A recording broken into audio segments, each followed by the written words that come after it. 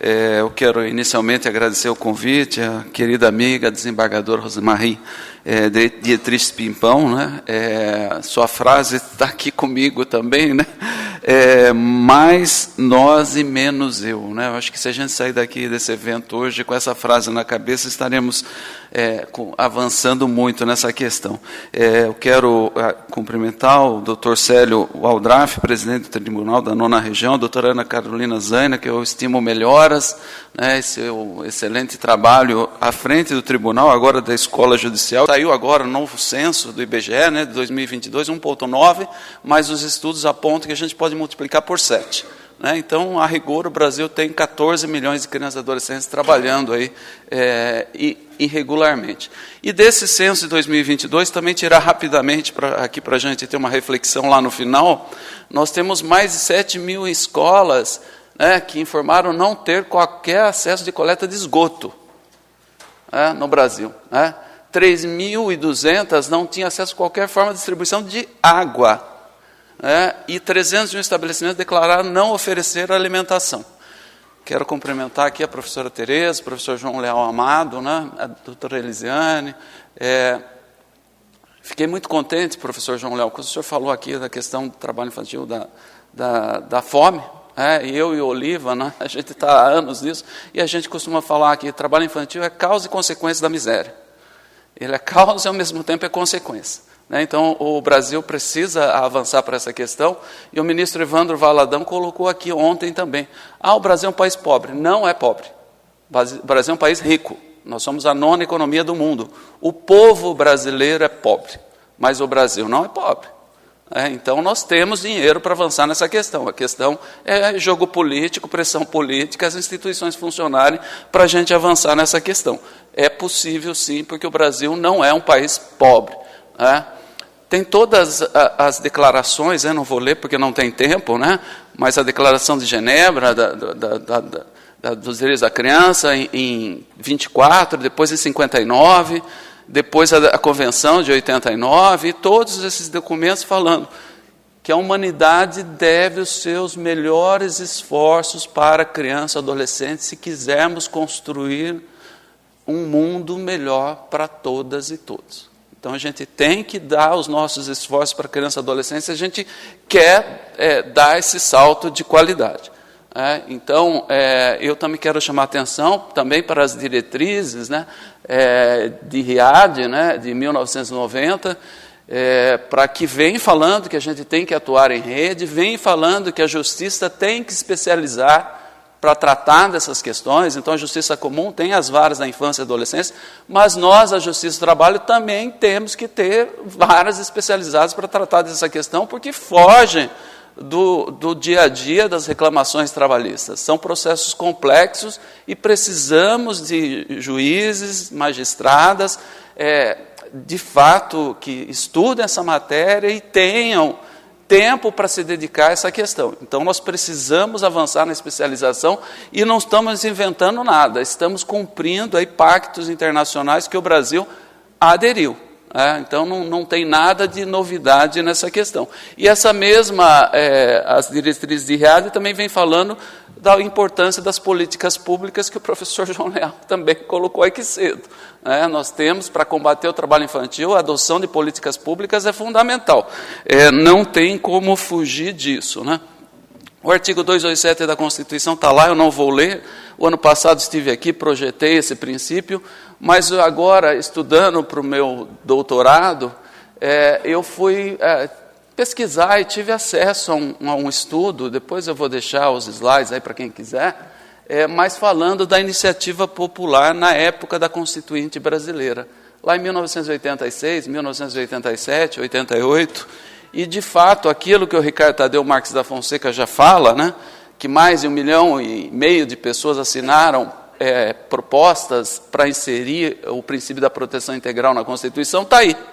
Né? A Igreja Católica teve um papel fundamental nisso, nessa coleta de assinaturas aí, mas o fato é que, se a gente somar aí, nós vamos batendo em 1.700.000 pessoas que, na época que não havia internet, se mobilizaram para que o princípio da proteção integral e absolutamente prioritário estivesse no artigo 227. Eu me pergunto, onde nós perdemos esse anseio? de construir um país diferente. Né? A gente precisa resgatar esse anseio que é possível construir um país diferente. E ainda nos meus estudos eu coloquei aqui, né, que investimento em crianças dá retorno de 1 para 10, e agora pesquisando aí também para o doutorado, né, fui ver os estudos do James Joseph Heckman, e ele, pesquisador nos Estados Unidos, prêmio Nobel de Economia, aponta esses gráficos aí, falando que o investimento na criança e no adolescente, quanto mais cedo a gente investir, maiores são os retornos. Ele aponta 14% ao ano de retorno, com cidadãos bem preparados para os desafios do mundo globalizado, com cuidando da saúde, não pegando doenças sexualmente transmissíveis, não tendo gravidez precoce, não se envolvendo em atos infracionais. O estudo do professor Heckman é muito importante nesse sentido. Eu sei que na academia criticam o estudo dele, mas nessa questão do combate ao trabalho infantil, esse estudo é muito importante, porque a gente já sabe empiricamente que criança e adolescente é investimento. Agora, quando a academia vem e comprova que criança e adolescente é investimento, e ele tem 3 estudos que ele mapeou, um deles está com mais de 30 anos, ele pôde acompanhar essas pessoas, inclusive envolvimento em drogas, em bebidas, drogas lícitas aqui no Brasil, essas pessoas acabam não se envolvendo com essas questões, né? E aí, gente, chego aí no processo coletivo estrutural, né, que ele tem origem, no caso do Brown versus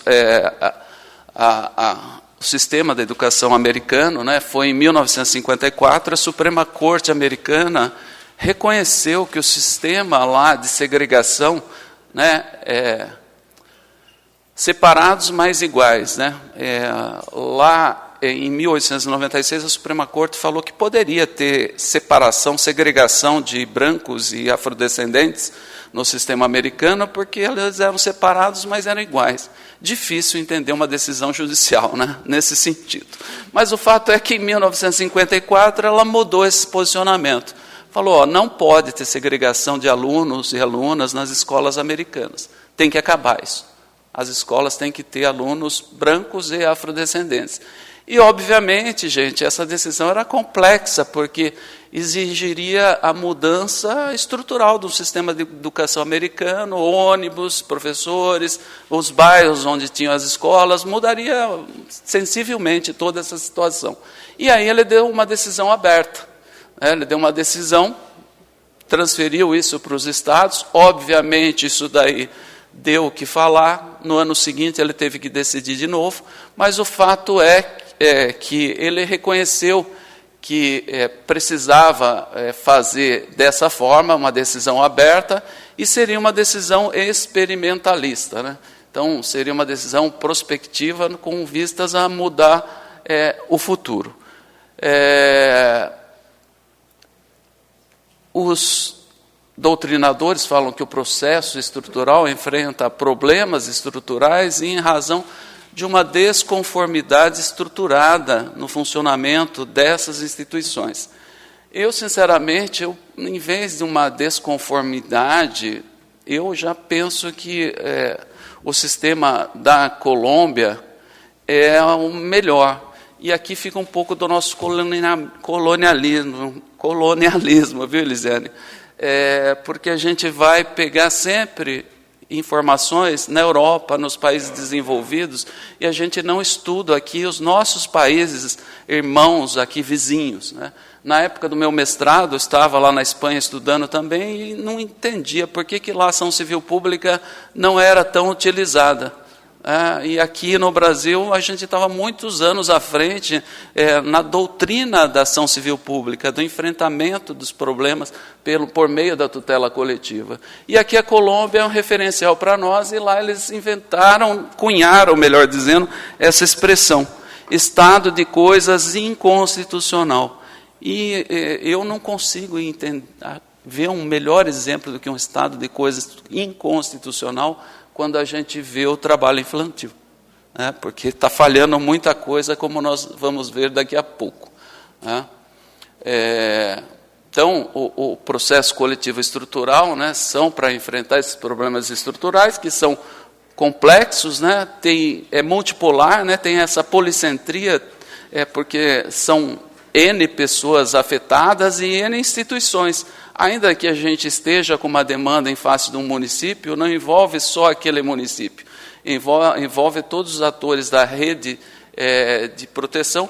A mutabilidade da demanda, a demanda muda constantemente e o judiciário sempre chega atrasado para esse tipo de demanda. A gente tem que ter um olhar, um caráter prospectivo, entendendo que nós temos que mudar o futuro e não o passado. Então, a gente tem que ter esse olhar também e, muitas vezes, uma necessidade de intervenção continuada, como foi lá no sistema americano de educação. Eu passei rapidamente, mas houve necessidade de uma intervenção continuada até mudar aquele estado de coisas inconstitucional. Então, são essas características. E os doutrinadores falam do policentrismo da teia de aranha, né?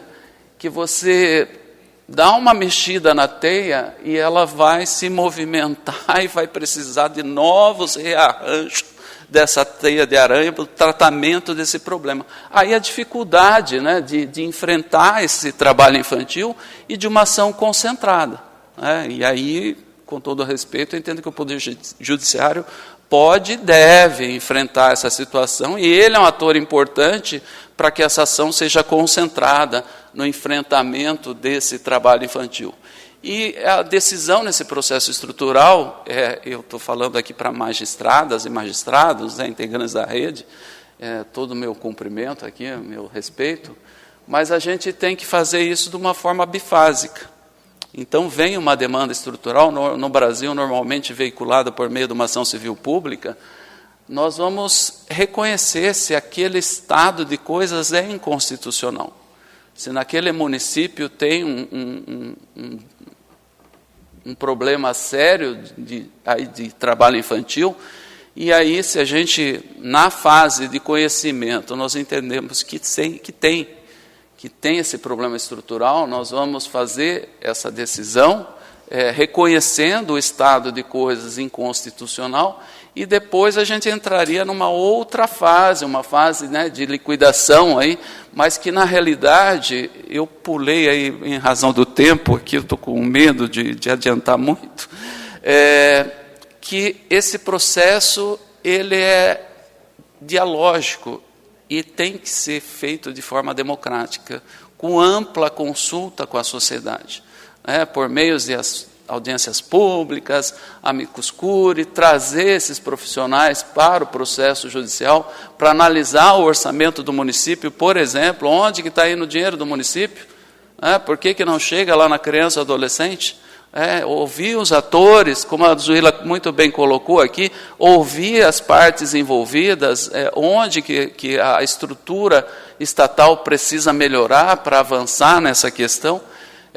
Então, os doutrinadores falam dessa fase, dessa decisão bifásica. Primeiro, reconhece o estado de desconformidade para alguns doutrinadores, e se a gente pegar pela Colômbia, o estado de coisas inconstitucional, e depois avançar aí num plano de reforma, e o judiciário vai ter um papel de acompanhar como esse plano de reforma está sendo implementado pelos outros atores, aí, o município e toda a rede de proteção.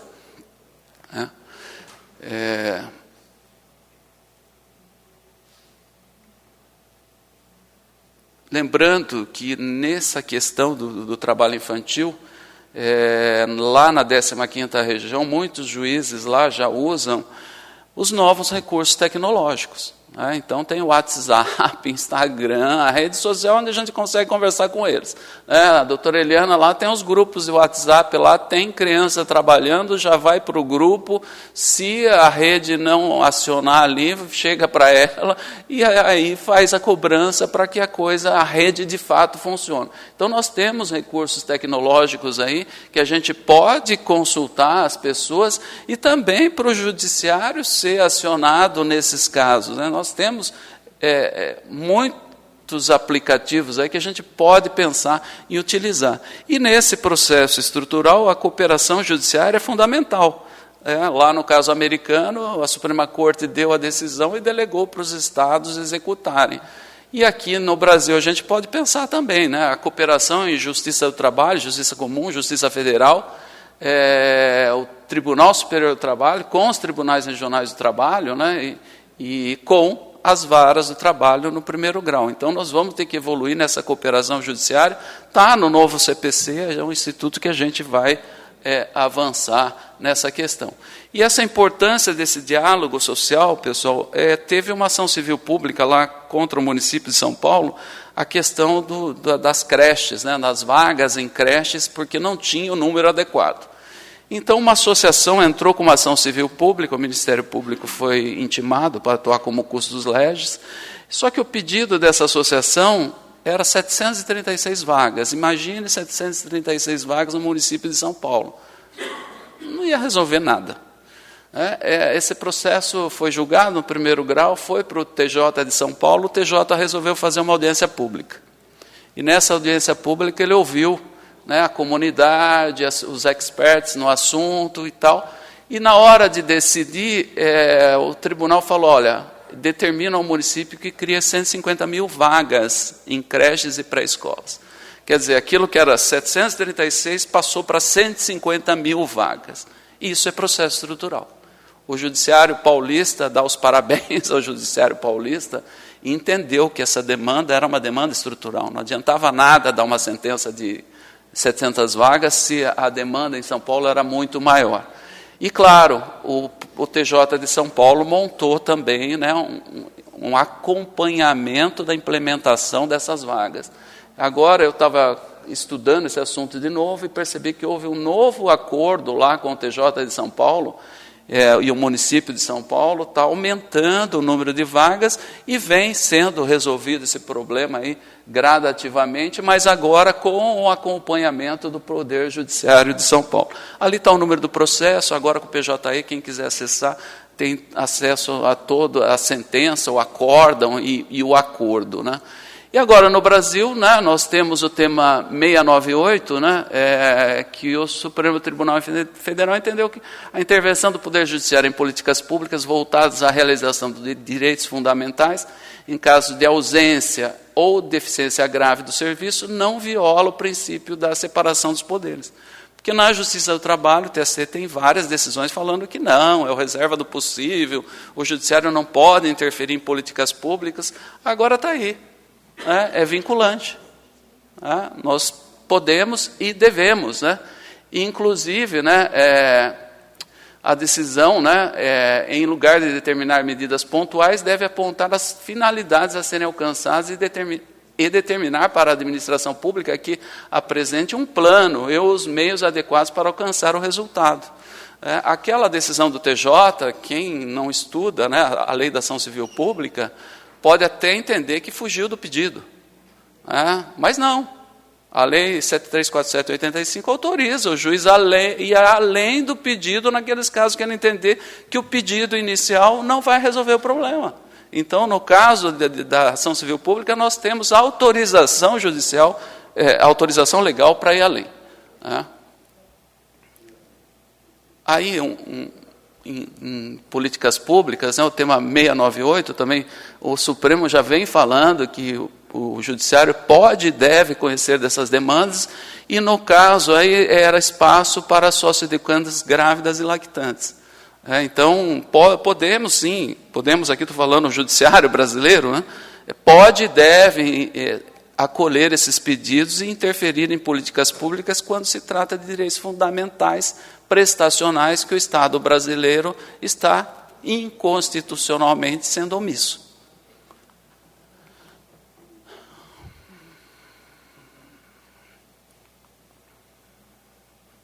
Aí a gente também teria outras ações no Supremo Tribunal Federal nesse sentido, né? E aí que eu falo para vocês que o trabalho infantil é um estado de coisas inconstitucional. Quem quiser ser menos incisivo, um estado de desconformidade das coisas. Porém, eu acho que é um estado de coisas inconstitucional, porque o Brasil ratificou todas aquelas convenções que eu coloquei para vocês no início. Então, elas passaram a integrar o sistema legislativo brasileiro.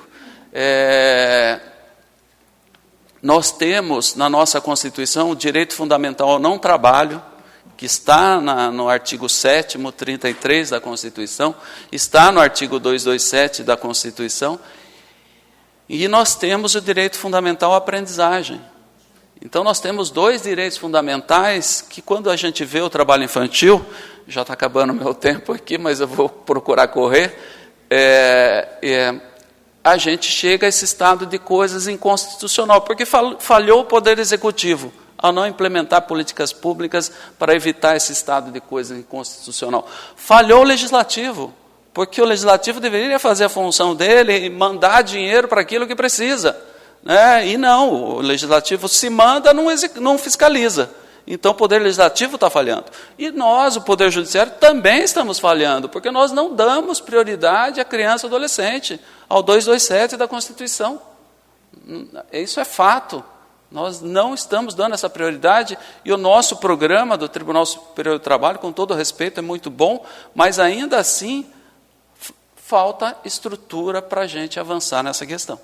O programa dá uma estrutura muito aquém, para dizer pouco, daquela estrutura que deveria ser dada para a gente avançar nessa questão. Eu fico imaginando o Zuila, Evanilson, esse trabalho fantástico lá no Pará, se o tribunal de lá desse, de fato, uma estrutura adequada ao que o 227 da Constituição preceitua. A gente poderia caminhar muito mais nessa questão, né? Isso passa pelas varas da infância e adolescência e passa, no nosso caso da 15ª região, pelos juizados especiais da infância e adolescência. Nós temos 10 juizados, o Oliva foi o titular lá em Presidente Prudente, mas ele não teve um servidor a mais. Não, ele teve que acumular todo o trabalho com a vara do trabalho dele. O que aí o judiciário está sendo também, inconstitucionalidade por omissão do Poder Judiciário Trabalhista, que deveria dar a estrutura adequada para a gente avançar nessa questão. Né? E também falha o sistema todo de justiça, né, gente? Falha o Ministério Público, a doutora Elisiane, eu sei que ela é muito atuante nessa causa, mas infelizmente tem colegas que não são. Né, de Ministério Público, Defensoria, que são aquelas questões culturais que o professor João Leal Amado colocou cedo. Né? Mas trabalhar não mata ninguém, eu trabalhei quando criança. A gente escuta isso dentro da nossa instituição. E não deveria ser assim. Né? Aqui um projeto de lei que acabou de ser aprovado, gente, agora, 24 de abril, né? Que é dever do poder público assegurar que todas as escolas de educação básica pública, respeitando especificidades de cada etapa e modalidade, contenham o número adequado de educandos por turma, biblioteca, laboratório de ciência e de informática, devidamente equipados, acesso à rede mundial de computadores, quadra poliesportiva coberta, instalações com adequadas condições de acessibilidade, acesso à energia elétrica, abastecimento de água, esgoto sanitário e manejo dos resíduos sólidos. É o beabá do básico, né? É o básico do básico. Isso é uma escola pública. Isso que deve ser uma escola pública, não uma escola que não tem água, que não tem esgoto, porque é um depósito de crianças, não é uma escola que prepare, muito bem colocado aqui, preparar essa pessoa para pensar livre, né? Para pensar o que ela quiser do mundo, o que ela quer fazer nesse mundo. Né? E aí a atuação em rede é o caminho, não tem outro. Né? Aí também todas as normativas internacionais aí, e as nossas aqui no Brasil. Lá na 15ª nós temos os GEAS, né? E lá essa atuação acontece em rede. E estudando tudo isso daí, pessoal, aqui eu vou fazer uma reverência aqui aos paranaenses, porque eu, estudando o processo coletivo estrutural, eu percebi que a gente já fazia isso empiricamente há muito tempo. Desde a década de 90, nós fazemos esse enfrentamento estrutural na área administrativa, do Ministério Público do Trabalho, com as antigas guardinhas. E começou aqui no Paraná. Eu copiei a atuação da doutora Margarete, aqui do Paraná, no enfrentamento do trabalho infantil nas guardinhas, aqui do Paraná. E isso foi feito de forma estrutural, e a gente copiou isso lá na 15ª região, isso daí foi pelo Brasil todo, nesse enfrentamento. A gente fazia isso de forma estrutural, mas a gente não estudava o processo estrutural. Então é importante a gente estudar aqui hoje, gente, eu acho que nós estamos afiando o nosso machado aqui, né?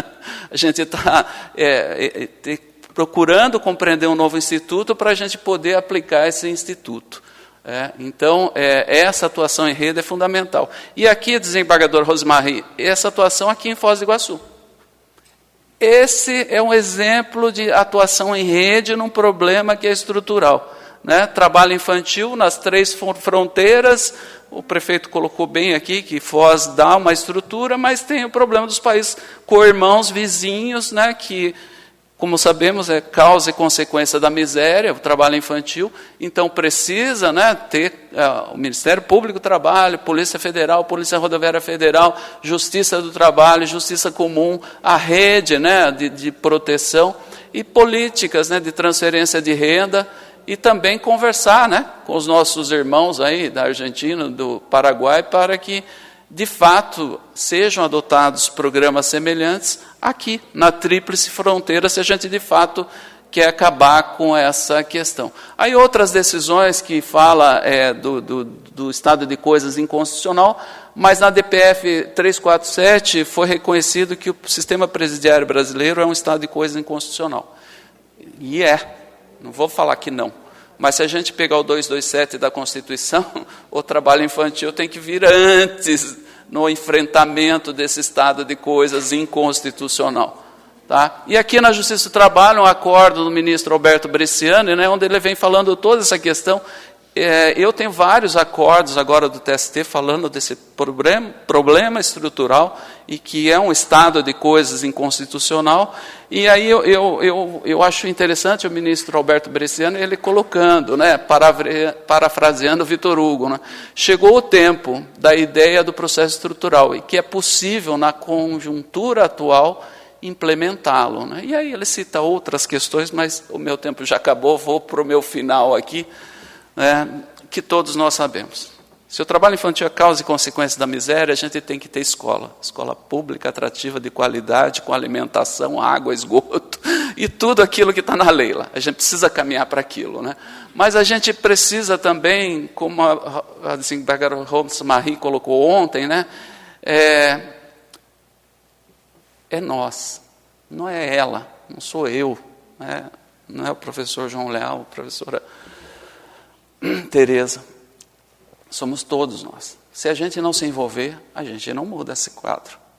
E aí a gente tem aquela compaixão, a gente tem que olhar para aquele trabalho infantil e ver que aquilo é um estado de coisas inconstitucional. O ministro colocou aí Jó 9:11, né, falando de ver e não enxergar. E ali falou, mas ele está falando no sentido de Deus, mas a própria Bíblia fala que a criança é a expressão de Deus. Quando a gente não vê uma criança ali, a gente não está vendo Deus, que está ali. E a gente não vê essa criança. Então a gente precisa olhar aquela criança e entender que Deus também está ali. E a gente tem que mudar aquilo. Né? Então, eu ficaria com 2 frases aqui para fechar o meu tempo. Né, que a educação, Nelson Mandela, né, falando que a educação é a arma mais poderosa que você pode usar para mudar o mundo, e voltando ao Brasil, claro, né, porque a gente tem que construir um novo norte para o nosso sul. Né? Então a gente tem que mudar a bússola do norte e mudar uma bússola para o sul, porque a gente tem que reinventar o mundo que está aí, e o norte, o mundo que está lá, não é interessante, pelo menos o principal país que está lá à frente de tudo. Então, no debate da eleição presidencial de 1994, Fernando Henrique Cardoso fez uma pergunta para o Leonel Brizola, porque ele estava falando, os CIEPs são muito caros e abrangem poucas crianças. Então, o candidato Fernando Henrique perguntando para o Leonel Brizola. E ele responde, cara mesma é a ignorância. E eu fico imaginando se em 1994 a gente tivesse mudado o foco para escolas públicas, atrativas, integrais no Brasil, como são os CIEPs no Rio, a gente teria um outro país hoje. Muito obrigado.